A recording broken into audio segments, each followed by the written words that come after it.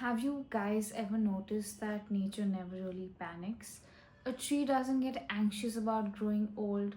The ocean is not worried if there's a tsunami coming in next week. And nature has its own mechanism to find way back to balance. Being a part of nature ourselves, what if our life worked on the same principle? Hi guys, welcome to another episode of All Things Make Sense. Today I want to talk about the key to life. What if the key to life is actually just finding balance? Think about it. The nature has one rule it never breaks: balance. Too hot, it will rain. Too much carbon, the plants will absorb it. Too much disturbance, maybe an earthquake. Not pretty, but the goal is to get back to balance. And here's the thing, the law sort of applies to us as well. We are not something outside of nature, we are a part of it, which means that our life can only run smoothly when we are in balance. So how do we find balance? What do we do so that our lives run smoothly without any bumps on the way? The first and foremost step is emotional balance, emotional regulation. If you're someone who's ever exploded at someone for chewing a chewing gum too loudly, it's not because of the chewing. It's because you were not in the right state of mind. You were probably way too overwhelmed with things that were going on in your life, and the chewing was just a trigger. Emotional regulation is basically like a nature's thermostat.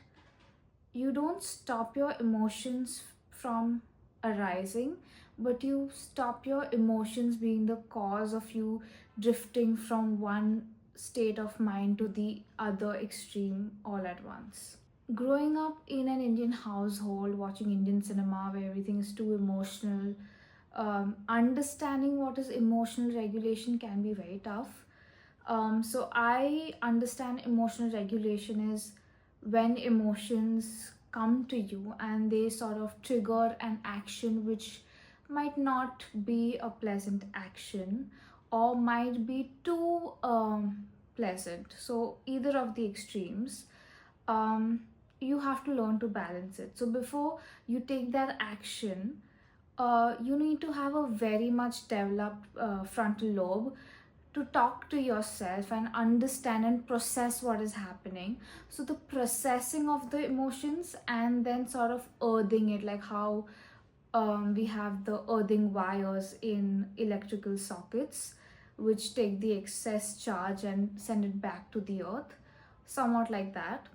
Basically digesting the emotion, understanding, processing. And the more developed your frontal lobe is, the more active it is, the better you can get at emotional regulation. And this is something that does not come easily to most of us, especially for me it was quite difficult. But over time you learn to find space between the emotion and the action, and you try to just sit with it or to understand it, and with practice it gets better. Thank you, Light. Number 2, detachment. Now, detachment is not something like, oh, I'm walking down the road and there's someone dying and I just look at that person, but I'm detached, so I won't do anything. No. So people think detachment is something like getting like super stoic and not having emotions. That's not the thing. Detachment is what I mean by detachment is a healthy level of detachment that will not allow you to get lost in whatever the matter is at hand. Okay, so oftentimes what happens when we really desire something, we tend to chase it, and then that becomes the center of our life and we forget everything else is out of balance, right? One example can be, when you want to start a business you're very passionate about, and you're working hard day and night behind it, which is okay, that's your ambition, that's fine. But in a way your body will start signaling that you're burning out, or you might have sleeping disorders because of excessive screen time. So detachment, in the sense you see things for what they are and not overly associate with them. Another stupid example, because I love giving stupid examples. You like pizza, you have pizza today, you have pizza the next day, you have pizza for the entire week. Your body's gonna be like, I need some fiber, I need some protein, I need some salad by the end of the seventh day, right? Um, yeah. So that's how your body will respond to if you're really obsessed with something and your system is just not agreeing, because that's not how we are designed. So balance sort of sneaks into everything. How much time you spend with your friends, your family, with other people, versus how much time you spend in solitude. And it's not a bad thing, right? If I have my own solo time, I can sort of nurture myself, be more present when I'm with others, and actually bring a good energy when I'm with others, instead of just being with my friends or family all day long, not valuing them, then feeling like I'm going, overboard for them, whatever.